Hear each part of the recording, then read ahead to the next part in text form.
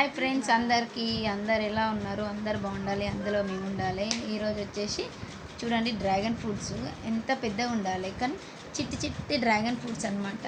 ఈ dragon fruits మా అల్లమిల్లిగడ్డ బండి దగ్గర ముందు పోతుంటే నేనైతే కొన్నా. ఇవి వచ్చేసి 10 రూపాయలకు 3 ఇచ్చిర్రు అనమాట. ఒక్కొక్క దగ్గర 10కి 5 ఉన్నాయి, 100కి 5 ఉన్నాయి, 100కి 6 ఉన్నాయి. నాకైతే 10కి 3 ఇచ్చిండు ఆయన. నేనైతే 20 రూపీస్ తీసుకున్నా. అసలు ఎంత చిన్నగా ఉన్నాయంటే అంత చిన్నగా ఉన్నాయి.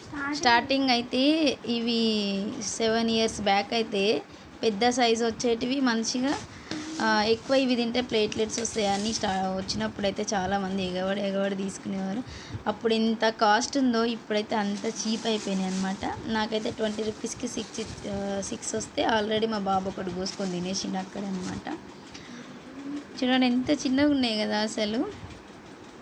మళ్ళీ ఇవి వైట్ కాదు, పింక్ కలర్ అనమాట.